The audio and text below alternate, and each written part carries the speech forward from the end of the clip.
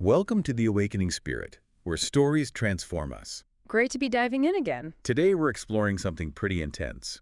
It's a story one of you, our listeners, shared with us. And it's quite a journey. Financial hardship leading to OnlyFans, but then things take a really dark turn. Exactly. Supernatural elements, maybe, definitely unsettling events, and this desperate fight just to reclaim a sense of self. Let's start at the beginning then. Where did it all kick off? Okay, so picture this. $40,000 in student loan debt. Just hanging there. Oof, that's a heavy weight to carry. Right. And then, bam, pandemic hits. Yeah. Wipes out her barista job, income, gone overnight. So already struggling, and then the bottom drops out. Totally. She's down to basically nothing. Living on instant ramen, apartment wall so thin she hears everything next door. That feeling of being trapped, backed against the wall, I think a lot of people can unfortunately relate to that kind of pressure. Yeah. And that's when the messages start rolling in on social media. But OnlyFans ones. The usual stuff, promising easy money, turn photos into cash. At first, she just dismisses them. Yeah. Bots, probably. Standard internet noise, yeah. But they kept coming. More persistent, almost targeted, like they somehow knew she was vulnerable. That's a bit unnerving in itself. It gets worse. They're saying you could make thousands. And then the final straw, that third eviction notice shows up. Okay. So it reached a crisis point. Absolutely. That moment of just pure desperation, where options you'd never normally consider suddenly seem, well, maybe possible. The unthinkable starts looking like a lifeline. So she decides to do it. She joins OnlyFans. Mm-hmm. But not as herself, Jose. Creates an online identity. Exactly. Calls herself Avery. Designs this persona, bolder, confident, seductive. Uses all the tricks. Filters, wigs, clever angles. A shield, kind of. A way to separate the online work from her real life. Right. A way to engage without revealing the real Joe's underneath. I wonder what that felt like, creating Avery, that sort of split identity. Must have been strange. And you know what? Initially, it actually worked. Really, she got traction quickly. Almost immediately. Subscribers started flooding in. Hundreds within the first week. Wow. And the tips? They were significant. $500 here, $800 there, then like $1,200 in one go. That's serious money, especially coming from nothing. Oh, absolutely. It must have felt like coming up for air, She paid her rent, bought actual groceries, got a new phone. That initial relief, regaining some control, that must have been powerful. Immense, I'd imagine. But that feeling didn't last. Things started to shift. Yeah. The comments, they changed. The tone got darker, more demanding, possessive even. How so? It went from, you look great, to things like, give us more, give us everything, you owe us. That entitlement. But then it got really disturbing. Details about her real life, Jose's life, started popping up in comments. Things she hadn't shared online. Never. Like the specific red hoodie she wore out, Yeah. the library where she stressed about job applications, her favorite coffee shop, her bus route, even details about her apartment layout. Whoa. How is that even possible? That's terrifying. The wall between Avery and Jose was crumbling. Completely crumbling. And then he showed up. A user called Collector J. Collector J. Okay, what was their deal? Blank profile, no info. Just this first message.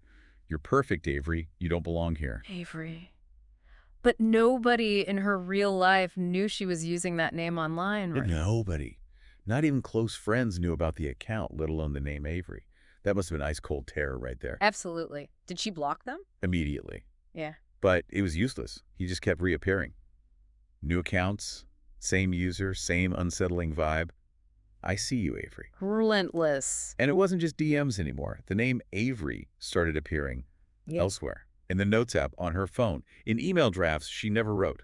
What? How? Even in her calculator history, it was like this digital ghost was just seeping into everything. That's beyond hacking. That feels different. more invasive. Totally. Sleep. Forget about it. All right. Their phone was buzzing constantly, notifications from strangers who seemed to know her schedule. God. Her own apartment stopped feeling safe. That constant feeling of being watched. Seeing shadows move in the corner of her eye. That psychological toll. The constant low-level fear. And then it escalated.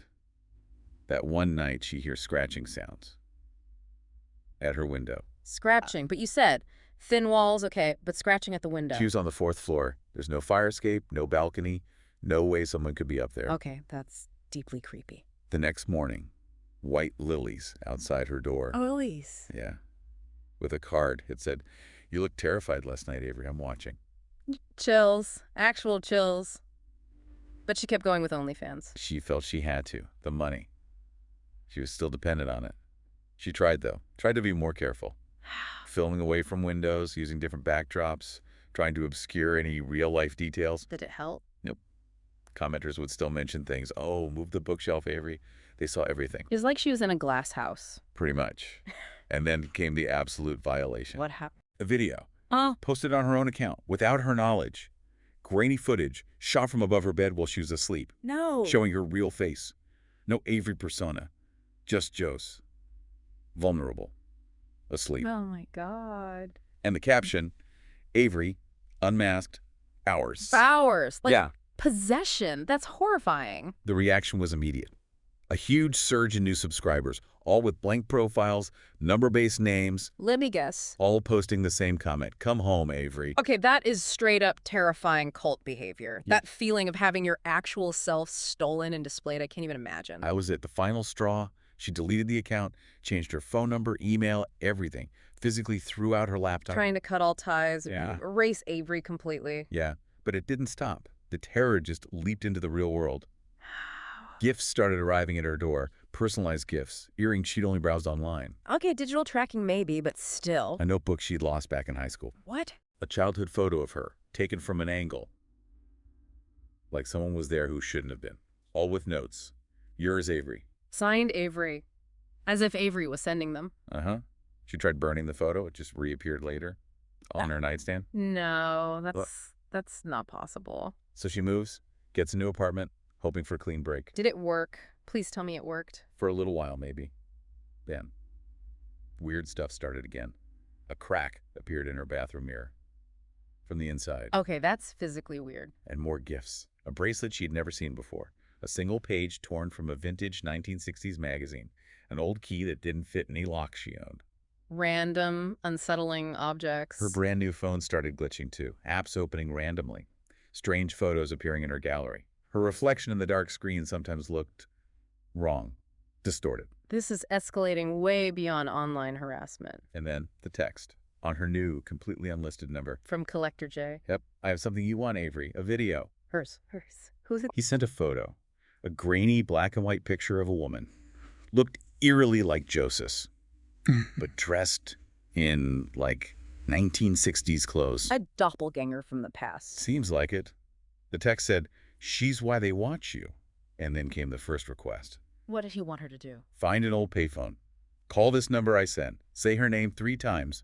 $500. I'll know if you don't. Her name, meaning Avery. Presumably. The threat was clear. Yeah. Cooperate or he'd expose the sleeping video, Josie's real face. So that same desperation that pushed her OnlyFans is back, forcing her hand again. Exactly. She finds a payphone. Dials a number. It's just static, this weird humming sound. Creepy. She whispers Avery 3 times into the receiver. Hangs up. Instantly $500 lands in her account. Wow. Immediate payment. Followed by a text from Collector J. Good. She heard you. She, the woman in the photo, heard her through the phone line. This is getting seriously strange. It only got stranger. The requests kept coming, each with a bigger payment, each more unsettling. Like what? Find and wear a specific 1960s scarf. $700.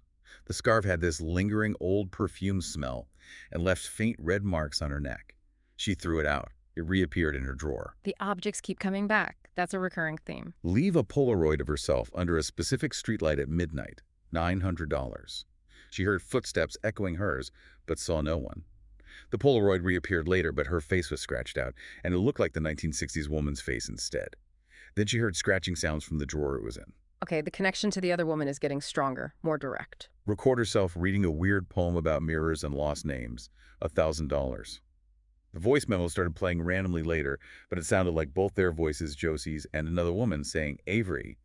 The website he sent the poem from vanished afterward. The digital and physical lines are blurring completely now. Then, the last one she described in detail. Stare into a mirror by candlelight. $1,200. As she watched her reflection, it changed. Into the other woman. Yes. And the reflection spoke, calling her Jocelyn her real name. Then the candle blew out, the room went dark, but she could still see the other woman's face, pale in the mirror glass. Okay, I have goosebumps. That's terrifying. With every task, she felt the connection deepening. Saw the woman, Avery, in reflections more often, dreamt about her, woke up with bruises she couldn't explain. She felt like she was losing herself, Yeah. becoming less Joyce. It sounds like some kind of possession almost. Or integration. She started actively avoiding mirrors, but it didn't matter. She'd catch glimpses in shop windows, puddles, anywhere. There is no escape. Then she found another Polaroid. In her mailbox this time, it was the look-alike woman, clear as day, 1960s clothes. On the back, written in old-fashioned script. Avery, 1963. Avery, 1963. So that's her name and era confirmed. Right after she found it, a text from Collector J. She was sold to Avery, betrayed by her pictures. Then one final instruction. What was it? Check your closet. Oh no, I have a bad feeling about this. She opens it. And inside, there's a full-length mirror. One she's never seen before, doesn't own. Okay. And her reflection, it isn't her, it's the other Avery, smiling. And the reflection says, Jocelyn. It spoke to her again. Yes. At the same time, the air fills with that strong scent of white lilies again. She turns the mirror to face the wall, but when she looks back, it still shows Avery's smiling face. The mirror is trapped. Or she is. In total panic, she grabs something heavy and just smashes the mirror, shatters it. Understandable reaction. Instantly, her phone buzzes. It's a video file from Collector J. It shows her just seconds before smashing the mirror, filmed from inside the closet. He was watching, or something was. There's a final text message. You're hers now, Avery. The video he promised the one or the other woman, it never came. Wow. So, who is Collector J? What did he really want? And Avery, the 1963 woman, vanished after posing for private photos. That seems to be the implication. Like, these requests were some kind of ritual, maybe, forcing Joyce, the new Avery, into the same pattern of exploitation and betrayal that trapped the original Avery, linking them across time. It's a horrifying thought, using the mechanisms of modern online exposure to fuel something much older and darker. Yeah. It really leaves you wondering. Yeah. A chilling story about how vulnerability can be exploited online and maybe beyond. Looking back at that whole sequence of events, that initial desperation is just so clear, isn't it? And the pull of easy money, that promise of security, it's incredibly powerful when you feel like you have nothing left. It really is. But this story, wow, it just throws so much into sharp relief, like how fragile our sense of self-worth can be when we're pushed to the edge. And those red flags, those Yeah. early creepy comments, Collector J's first message, it highlights how crucial it is to pay attention to those warnings, even when the potential reward seems huge. Definitely. And the struggle to get back control once things start spiraling, it's immense, especially when your identity feels like it's being chipped away. You know, hearing all this, I keep coming back to those initial moments, was this listener's path, starting OnlyFans, truly her only choice? It felt like it to her, clearly, but were there other avenues she just couldn't see? It's hard to say from the outside, isn't it? And those warnings, Mm. the specific details people knew, the weird messages. Why is it so hard sometimes to listen to that inner alarm bell when you feel desperate?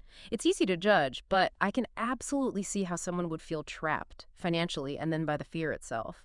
Which makes me wonder, why didn't she reach out for help sooner? Police, friends, family, what stopped her? Fear, maybe? Shame, the feeling that no one would believe the stranger parts of it. We don't know for sure, but those are powerful barriers. They really are. It underlines that feeling of isolation that often comes with these kinds of experiences. Ultimately, though, this whole ordeal, as terrifying as it sounds, really drives home a difficult lesson. That search for security, especially financial security, it can lead you down paths where the cost is just devastatingly high. Losing your privacy, your safety, potentially losing your grip on who you even are. The fact that she's working now to rebuild, to find herself again after all that, that takes incredible strength. It really does. Yeah. And it leaves us with a thought, doesn't it? In this world where we all have digital selves, online personas, how vulnerable are those personas really? Could there be unseen forces, whether human like Collector J or something else, that seek to exploit those vulnerabilities, to twist our narratives, maybe even try to claim ownership of our identities? Yeah. What does it truly mean to own your story, to own yourself, when so much of our lives is connected, tracked, and potentially watched? Something profound to think about long after this deep dive ends.